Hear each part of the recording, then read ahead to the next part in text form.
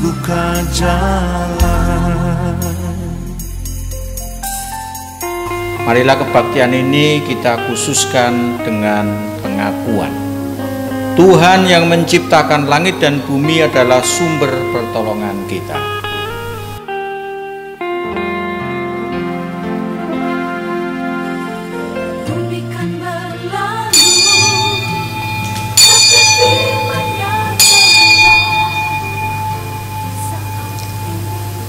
Shalom. Shalom. Selamat pagi Jemaat GKJ Watu Selatan yang terkasih dalam Kristus. Saat ini kita akan melaksanakan ibadah keluarga Minggu keempat 22 November 2020. Berkenaan dengan KLB pandemi COVID-19 dan mendasar pada ketentuan pemerintah dalam mensikapi dan mengurangi penyebaran virus corona, maka ibadah di GKJ Watu Selatan masih dilaksanakan dengan ibadah keluarga secara online. Warta jemaat dan panduan ibadah termuat dalam buletin gospel. Jemaat yang berada di rumah, mari kita memasuki ibadah dengan menyiapkan diri dalam saat teduh pribadi. Saat teduh dipersilahkan.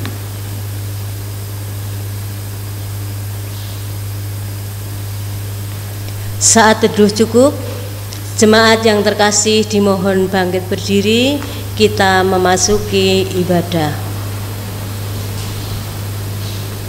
Dengan penuh rasa syukur dan sukacita, marilah kebaktian ini kita khususkan dengan pengakuan. Tuhan yang menciptakan langit dan bumi adalah sumber pertolongan kita. Kasih karunia dan damai sejahtera dari Allah Bapa kita dan Tuhan Yesus Kristus ada pada saudara-saudara sekalian.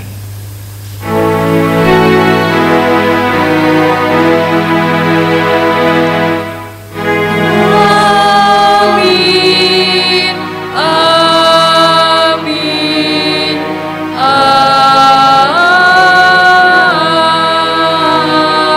Amin. Silakan duduk. Kita pujikan Kidung Jemaat 18, bait yang pertama, Allah hadir bagi kita dan hendak memberi berkat.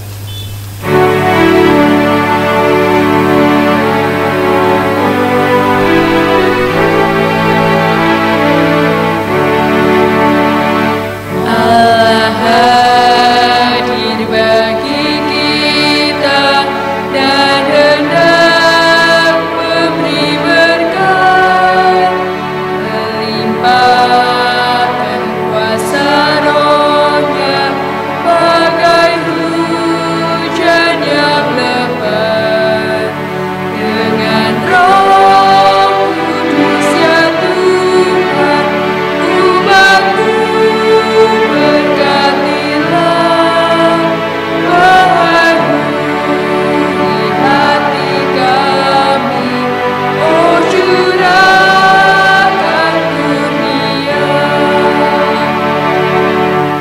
Saudaraku, kita bersama-sama memasuki pengakuan dosa.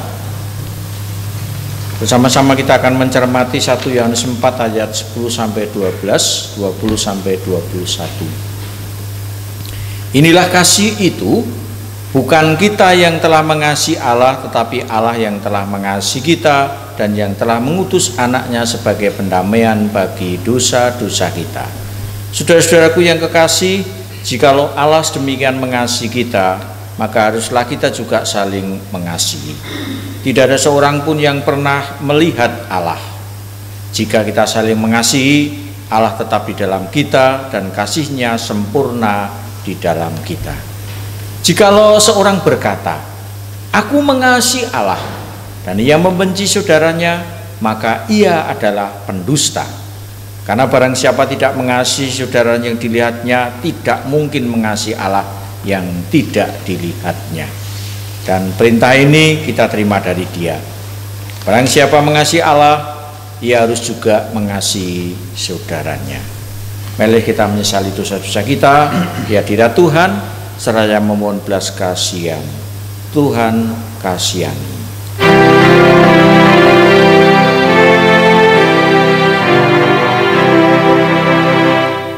Tuhan kasihani, Kristus kasihani, Tuhan ampunilah kami.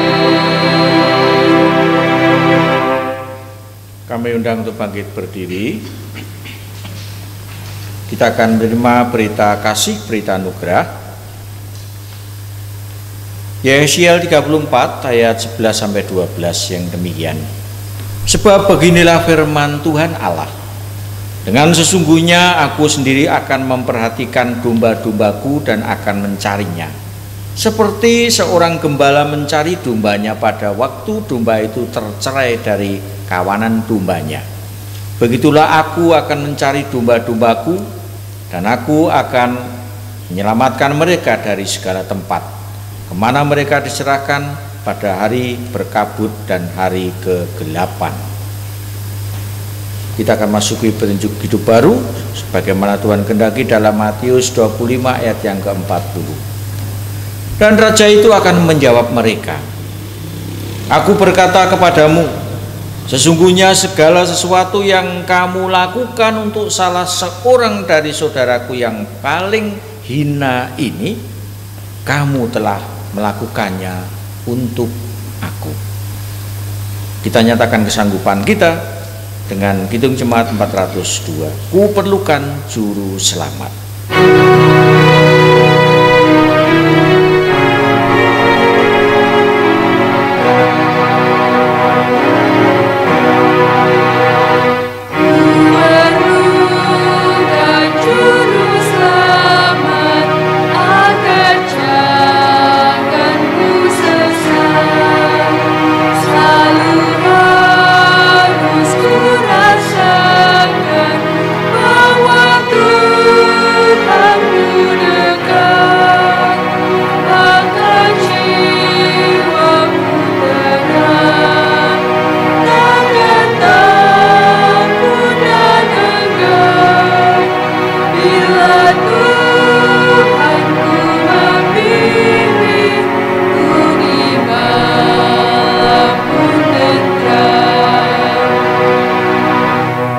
Silahkan duduk kembali. Kita bersama-sama dengan segala kerendahan hati menghadap Tuhan di dalam doa syafaat dan persiapan kita mendengarkan sabda Tuhan. Mari kita berdoa. Dengan segala kerendahan hati kami datang sujud bersimpuh di hadapan tahta-Mu Bapa. Oleh karena Engkau adalah Allah yang maha baik, Allah yang senantiasa hadir dalam hidup dan kehidupan kami. Bahkan jikalau kami saat ini masih bersama keluarga kami, bersama-sama beribadah, kami percaya itu semua oleh karena kebaikan Tuhan.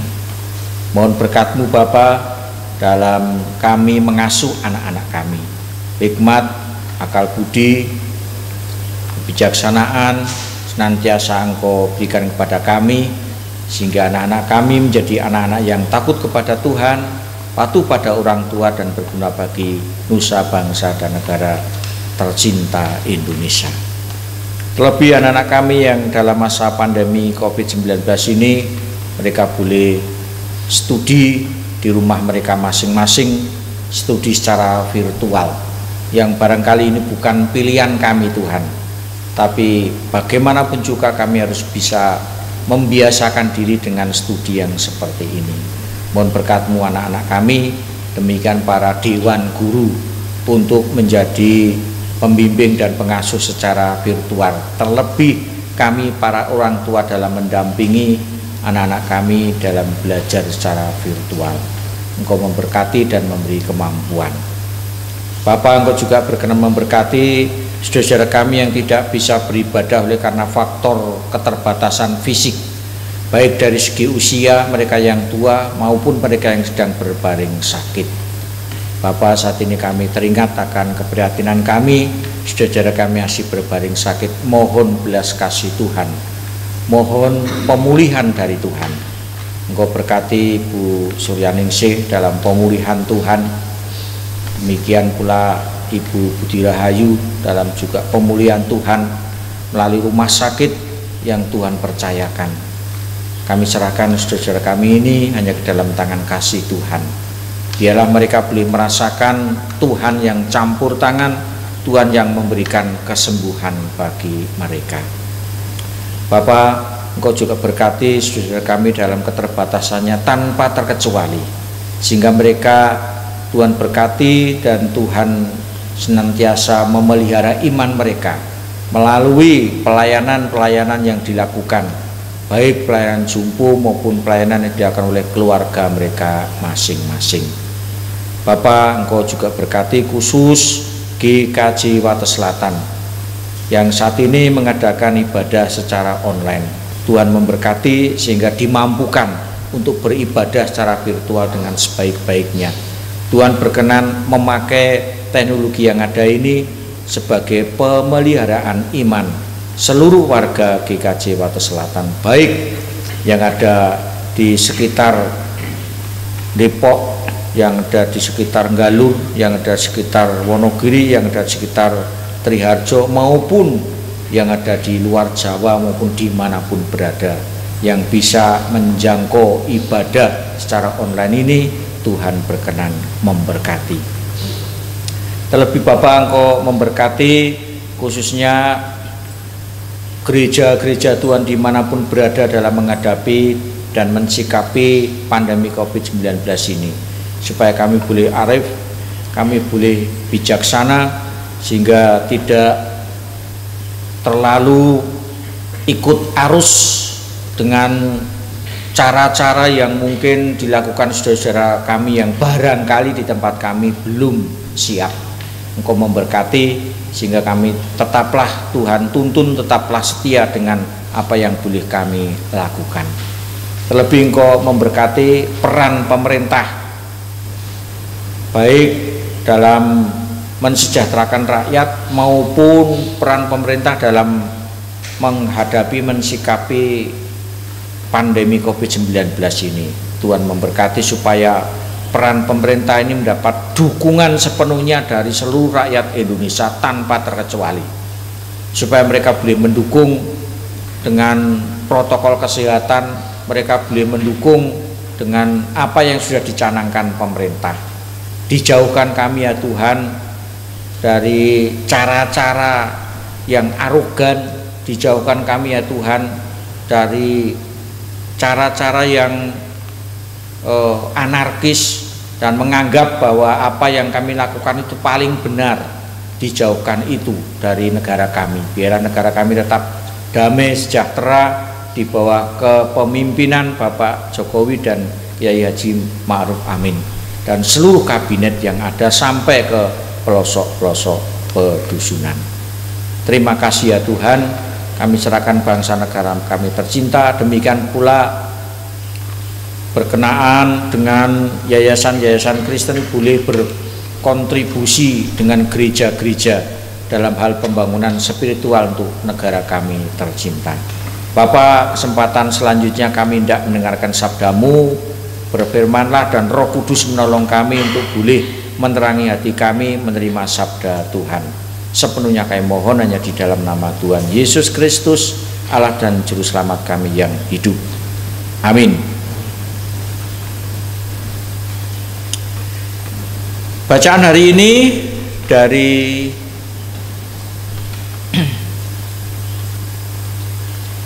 kitab Yehezkiel 34 ayat 11 sampai 16, kemudian dari Matius 25 31 sampai 45. Yehezkiel 34 ayatnya yang ke-11 sampai pada ayatnya yang ke-16 dan dilanjutkan dengan ayatnya yang ke-20 sampai 24.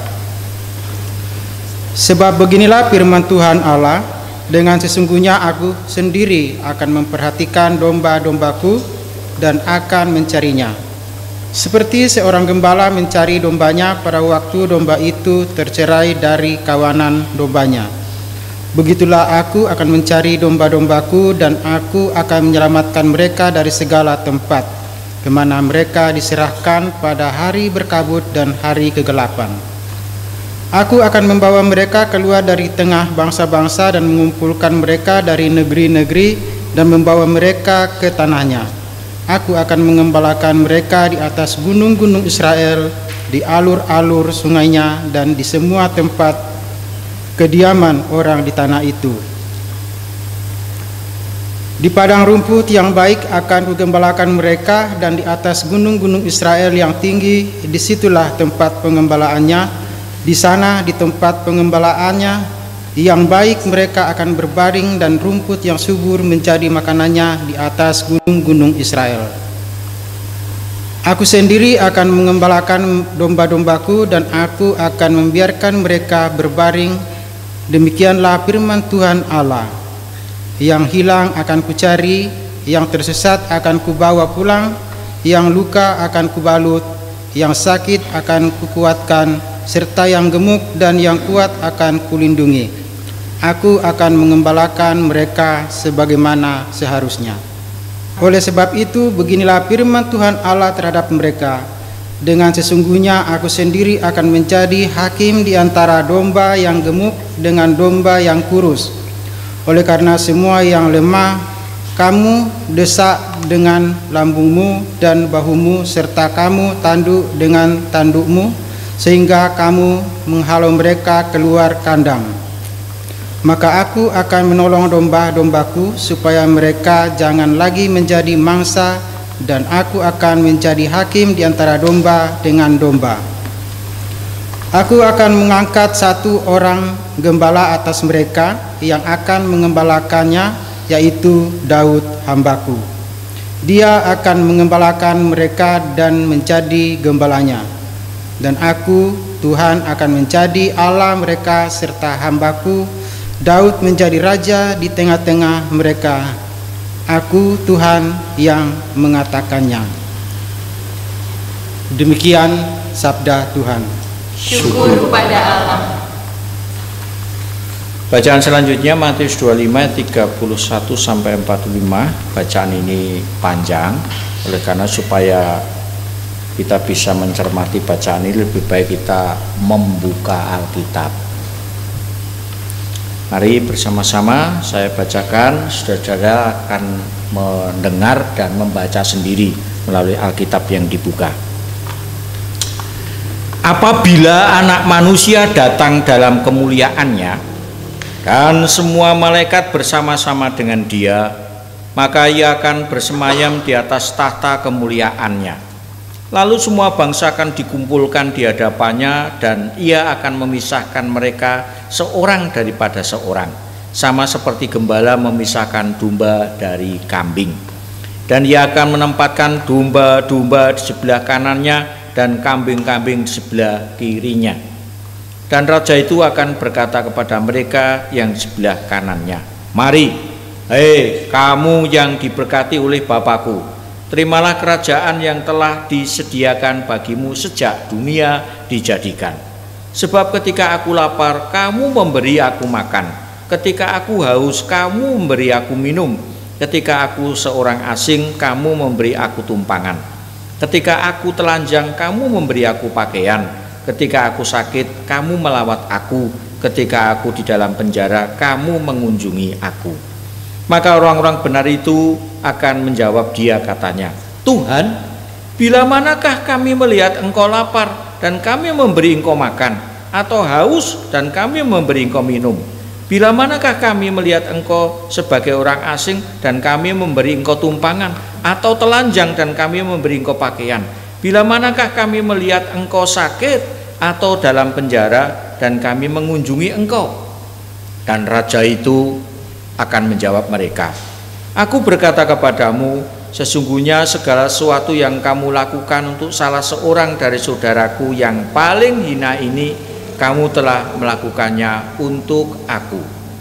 Dan ia berkata juga kepada mereka yang di sebelah kirinya, "Enyahlah dari hadapanku, Hai kamu orang-orang terkutuk, enyahlah di dalam api yang kekal yang telah sedia untuk iblis dan malaikat-malaikatnya.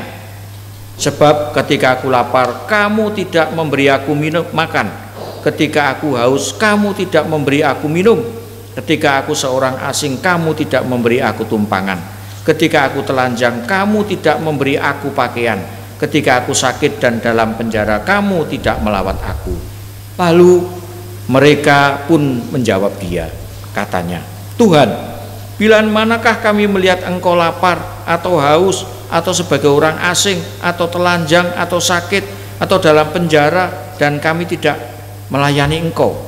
Maka ia akan menjawab mereka, aku berkata kepadamu, sesungguhnya segala sesuatu yang tidak kamu lakukan untuk salah seorang yang paling hina ini, kamu tidak melakukannya juga untuk aku. Dan mereka ini akan masuk ke tempat siksaan yang kekal, tetapi orang benar ke dalam hidup yang kekal. Demikian bacaan hari ini.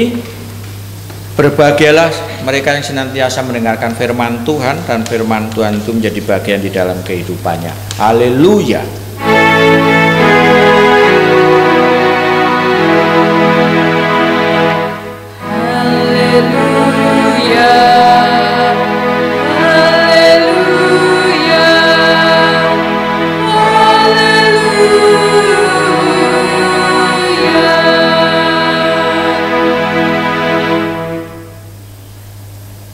Iman kepada Kristus menghasilkan sikap peduli kepada sesama. Judul itu sudah tertulis di buletin gospel. Monggo dibuka, dicermati bersama-sama. Karena perkaka 1 jangan rebutan. Mari dicermati judul ini. Saudaraku yang dikasihi Tuhan, minggu ini kita menghayati Minggu Kristus Raja. Gereja dalam menghayati Minggu Kristus Raja ini menghayati dan mengingat bahwa Kristus adalah Raja di surga maupun di bumi. Terkait dengan hal itu, Efesus 2 ayat 21 mencatat demikian. Jika kuasa Kristus melebihi segala pemerintah dan penguasa, bukan hanya di dunia ini saja, melainkan juga dunia yang akan datang. Itu Efesus mencatat seperti itu. Layaklah Matius 25 yang kita baca tadi, Lembaga Alkitab Indonesia memberikan judul Penghakiman Terakhir. Ini biasanya perikop yang ketika dibaca itu seperti sesuatu yang menakutkan. Padahal di sana menggambarkan bagaimana kelak Kristus akan datang sebagai raja, Kristus akan datang sebagai hakim yang adil bagi semua orang tanpa terkecuali. Karena setiap minggunya ketika kita ibadah online kita juga mengucapkan, dan akan datang dari sana untuk menghakimi orang yang hidup dan yang mati. Itu adalah Tuhan Yesus. Hari penghakiman dalam Matius 25 ini memberikan gambaran bagaimana penghakiman itu akan berlangsung, seperti apa orang yang dibenarkan, dan seterusnya. Mari kita cermati bersama-sama. Sekali lagi Alkitabnya dibuka. Karena kalau tidak dibuka cuma mendengar dengan telinga, cepat ngantuk. Matius 25 dibuka melalui perumpamaan pemisahan domba dan kambing. Memang ini gambaran pemisahan domba dan kambing ini gampang diterima oleh manusia. Kelompok pertama adalah domba yang ditempatkan di sebelah kanan, disebut yang diberkati Bapa. Itu domba sebelah kanan. Mereka dianugerahi kerajaan. Apa yang mereka perbuat, apa yang membuat mereka dianugerahi kerajaan, itu oleh karena disebutkan ayat 35 dan 36. Nah, ini Ini kalau mau menyanding Alkitab, kita bisa membaca lagi. Sebab ketika aku lapar, kamu memberi aku makan, ketika aku haus, kamu memberi aku minum, ketika aku seorang asing, kamu memberi aku tumpangan, ketika aku telanjang, kamu memberi aku pakaian, ketika aku sakit, kamu melawat aku, ketika aku dalam penjara, kamu mengunjungi aku. Ini kelompok yang di sebelah kanan. Sedangkan kelompok yang kedua yang sebelah kiri ini adalah kelompok yang disebut kambing. Kambing ini disebut sebagai orang-orang terkutuk. Ayat 41. Ini yang mengatakan ayat 41 loh, bukan saya. Mereka dienyahkan ke dalam api yang kekal. Apa yang mereka membuat mereka dienyahkan dalam api yang kekal? Sebaliknya, ketika aku lapar, kamu tidak memberi aku makan. Ketika aku haus, kamu tidak memberi aku minum, dan seterusnya. Kebalikan dari domba yang di sebelah kanan, berbalik dengan kambing yang sebelah kiri. Dan pemisahan perbuatan baik yang mereka lakukan selama mereka hidup, yaitu kepedulian terhadap sesama. Yang menjadi pertanyaan adalah, ketika mereka berbuat baik, apakah itu sebagai keselamatan, syarat keselamatan yang mereka terima? Mereka berbuat baik, apakah ini sebagai syarat mereka menerima keselamatan? Ternyata jawabannya tidak. Tidak seperti itu. Karena dituliskan di sana, kalau kita cermati ayat 37 sampai 39, kita cermati di sana begini. Ketika Yesus berkata kepada mereka yang ditempatkan di sebelah kanannya, jika mereka telah memberi makan dan seterusnya, ternyata mereka malah terkejut dan bertanya, kapan kami melakukan semua itu? Kami tidak ingat kapan kami mengunjungi engkau di penjara. Kami juga tidak ingat kapan kami memberi pakaian. Aneh kan gitu, Bapak Ibu, Saudaraku. Apa yang dilakukan itu lupa. Mereka tidak ingat apa pernah melakukan semua itu. Mengapa itu bisa terjadi? Karena perbuatan mereka itu mengalir secara alamiah, menjadi watak. Kalau sudah menjadi watak, orang itu tidak punya duit bisa memberi. Kalau sudah menjadi watak, punya duit pun juga tidak bisa memberi kalau wataknya mungkin tidak bermurah hati. Mengalir, perbuatan baik sudah menjadi bagian yang tidak terpisahkan dari kehidupan sehari-hari. Ketika mereka menjumpai orang butuh pertolongan, secara alamiah mereka bergerak.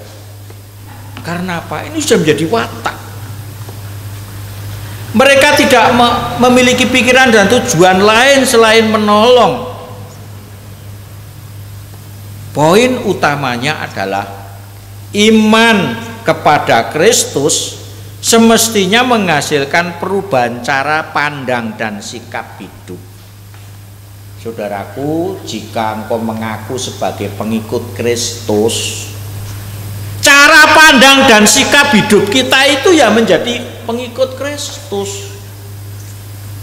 Otomatis mengalir keluar sesuatu yang baik.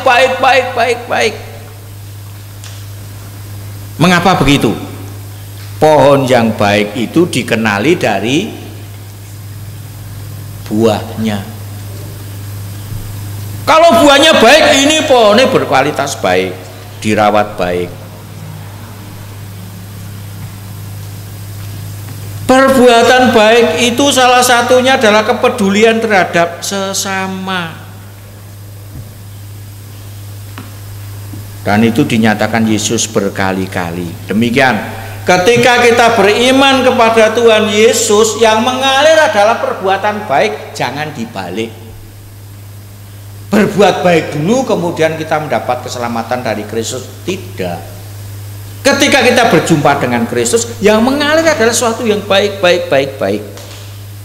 Bukan sesuatu yang jelek. Karena pohon yang baik dikenali dari berbuah yang baik. Keselamatan itu bukan karena perbuatan baik. Ketika beriman pada Yesus baru mengalir sesuatu yang baik. Saudaraku yang dikasihi Tuhan, pada zaman sekarang ini sikap individualistis ini semakin subur di mana-mana. Apa betul? Betul. Buktinya apa? Saya pernah membuktikan sendiri. Ketika saya sakit, setiap 1 minggu 2 kali ke rumah sakit, naik pramek, jelas saya tandanya orang sakit. Tandanya orang sakit bukan berarti kemudian berkalungkan tulisan saya sakit, tidak. Saya pakai apa ini namanya? Apa? Kolar. Ya, kolar, pakai kolar ini. Ini jelas orang sakit ya. Kalau pakai ini tidak sakit, wong dodol kolar. Jelas kalau ini sakit. Saya sudah pakai ini. Yang namanya kereta pramek itu mesti penuh. Begitu saya meminta belas kasihan karena saya sakit, saya ngelirak ini, tidak ada satupun yang mempersilahkan, "Ayo Pak, duduk sini." Yang muda ya tidak, yang anak-anak tidak. Beginilah zaman sekarang ini. Melihat orang sakit pun juga tidak peduli. Ini salah satu contoh. Contoh yang lain barangkali di tempat kita, ketika kita mendapat pertanyaan dari orang yang tidak tahu alamatnya, "Tahu enggak Mbak rumahnya ini? Alamatnya di sini." Wah, Pak, saya enggak ngerti. Kenapa kita bisa enggak kenal? Karena kita cenderung memperhatikan diri sendiri. Hal menurunnya kepedulian kepada sesama ini akan berdampak tidak baik dalam kehidupan bersama. Di antaranya membuat manusia semakin jauh dari sesamanya, melahirkan ketimpangan sosial, membuat kejahatan merajalela dan lain sebagainya. Karena sikap kurang peduli. Yehezkiel mencatat, kita diingatkan, jika Tuhan tidak berkenan terhadap mereka yang tidak memiliki kepedulian kepada sesamanya. Di mana kitab Yehezkiel menuliskan dengan sangat jelas, Tuhan mengutuk para pemimpin bangsa Israel pada waktu itu yang hanya mementingkan kepentingan sendiri, tidak mempedulikan nasib umat mereka yang mereka pimpin. Mereka lebih cenderung memperhatikan dapur mereka sendiri. Hal yang sama dituliskan dalam Injil Matius. Tuhan Yesus Kristus menegur dengan keras mereka yang tidak peduli kepada sesamanya. Sebaliknya, Tuhan sangat memuji bagi mereka yang peduli terhadap sesamanya. Yang peduli terhadap sesamanya sebelah kanan disebut domba, yang sebelah kiri disebut kambing yang tidak peduli terhadap sesama. Kepada mereka yang dipuji Tuhan oleh karena kepedulian kepada sesamanya, Tuhan Yesus berkata, "Mari, kamu yang diberkati oleh Bapakku, terimalah kerajaan yang disediakan bagimu sejak dunia dijadikan. Sebab ketika aku lapar, kamu memberi aku makan. Ketika aku haus, kamu memberi aku minum. Ketika aku orang asing, kamu memberi aku tumpangan. Ketika aku telanjang, kamu memberi aku pakaian. Ketika aku sakit, kamu melawat aku. Ketika aku di penjara, di dalam penjara, kamu mengunjungi aku." Inilah yang dikehendaki Tuhan Yesus. Kelak ketika Tuhan Yesus sebagai Raja dan Hakim akan datang yang kedua. Ingat baik-baik, Tuhan Yesus Kristus, Juru Selamat dunia, akan datang yang kedua sebagai Raja dan Hakim yang adil. kepada semua orang tanpa kecuali. Dan pada hari penghakiman itu kita akan dibenarkan, dianugerahi kerajaan karena iman kepada Yesus Kristus. Tetapi iman kepada Yesus Kristus yang kemudian mengalir perbuatan-perbuatan yang baik. Sekali lagi, mengalir perbuatan-perbuatan yang baik. Iman yang sejati adalah iman yang melahirkan perbuatan baik. Iman yang sejati melahirkan perbuatan baik, melahirkan belas kasihan, kepedulian kepada semua orang. Mari siapapun saudara yang sudah mengaku sebagai pengikut Kristus, mengaku sebagai orang-orang yang percaya pada Tuhan Yesus Kristus, imanmu yang sejati harus melahirkan perbuatan baik, melahirkan belas kasihan dan kepedulian terhadap sesama. Karena apa? Yesus Kristus akan datang yang kedua menjadi Raja dan Hakim. Mari membangun hidup lebih baik dan terus mempraktekkan gaya hidup peduli terhadap sesama. Amin.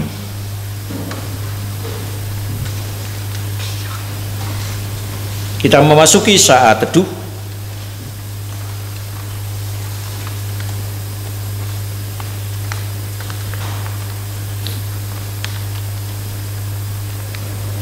Saat teduh cukup. Jemaat dimohon untuk berdiri. Bersama dengan seluruh umat di muka bumi, marilah kita memperbaharui pengakuan iman kita secara bersama-sama mengucapkan pengakuan iman rasuli.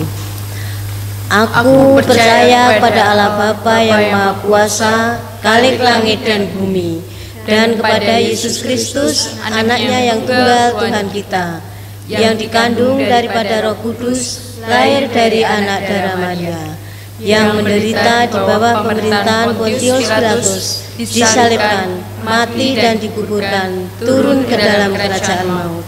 Pada hari yang ketiga bangkit pula dari antara orang mati, naik ke surga, duduk di sebelah kanan Allah Bapa yang Maha Kuasa, dan akan datang dari sana untuk menghakimi orang yang hidup dan yang mati.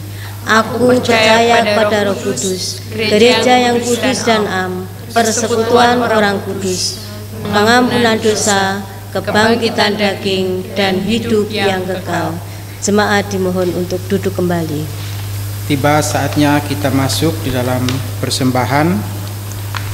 Marilah kita haturkan berkat karunia dari Tuhan dalam bentuk persembahan yang didasari dari Mazmur 100 ayatnya yang keempat dan ayatnya yang kelima. Masuklah melalui pintu gerbangnya dengan nyanyian syukur, ke dalam pelatarannya dengan puji-pujian. Bersyukurlah kepadanya dan pujilah namanya.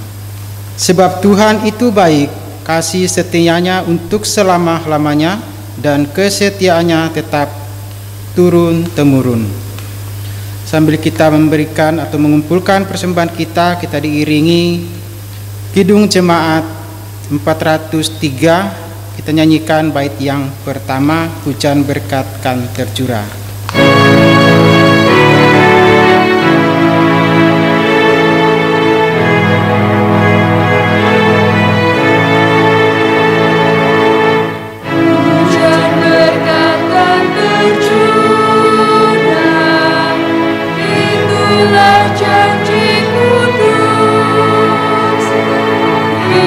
Segar dari surga kan diberi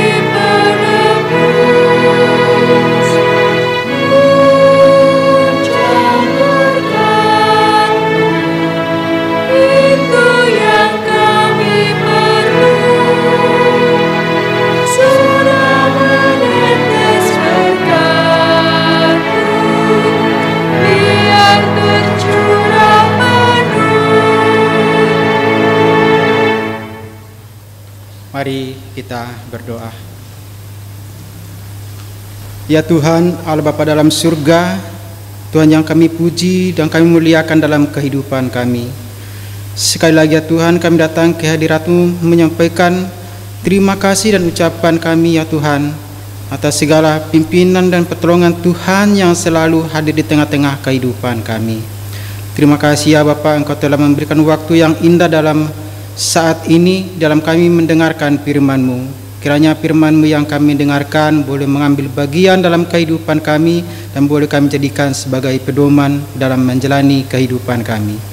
Bapa, Kau berkati Bapak Pendeta yang sudah membawakan firman-Mu ya Tuhan. Kiranya Bapak Pendeta di setiap pelayanannya Engkau tetap memberkati dengan kuasa Roh Kudus-Mu. Demikian juga ya Bapa, Engkau memberkati kami yang sudah mendengarkan firman-Mu. Kiranya apa yang kami dengarkan boleh kami lakukan dalam kehidupan kami sehari-hari. Ya Tuhan, Allah dalam surga, pada saatnya Tuhan kami menyerahkan akan ucapan syukur kami dalam persembahan ini ya Tuhan. Kiranya Engkau memberkati tangan-tangan yang sudah memberikan persembahan. Engkau memberkati setiap orang yang menyampaikan ucapan terima kasihnya ya Bapa. Dan kiranya Engkau memberkati setiap orang selalu memohon berkat-Mu ya Tuhan dalam kehidupan mereka. Engkau mendengarkan seruan mereka, Engkau dapat menolong mereka dalam setiap langkah-langkah kehidupan mereka. Ya Tuhan, Allah dalam surga, kami serahkan akan persembahan ini ke dalam tangan kuasa-Mu. Kiranya Engkau dapat menguduskannya ya Bapa. Engkau juga memberkati orang yang sudah dipercayakan untuk mengelola persembahan ini, agar boleh bijaksana dapat dipergunakan di dalam pelebaran akan firman-Mu, khususnya di jemaat GKJ Wates Selatan ini ya Bapa. Ya Tuhan, Allah dalam surga, jika sebentar lagi kami akan mengakhiri ibadah ini, kiranya Engkau menyertai kami, Engkau memimpin kami di setiap langkah-langkah kehidupan kami. Engkau beserta kami dimanapun kami berada ya Bapa. Ya Tuhan, Allah dalam surga, jika kami dalam menyampaikan akan persembahan dan di dalam kami melakukan ibadah ini banyak salah dan dosa kami mohon ampun ya Bapa. Ya Tuhan, Bapa dalam surga, inilah doa kami yang kami bawa di dalam nama Tuhan Yesus, Tuhan dan Juru Selamat kami yang hidup. Amin. Kami dantung bangkit berdiri, kita bersama-sama diutus Tuhan dan akan diiringi dengan Kidung Jemaat 424. Yesus menginginkan dagu bersinar baginya.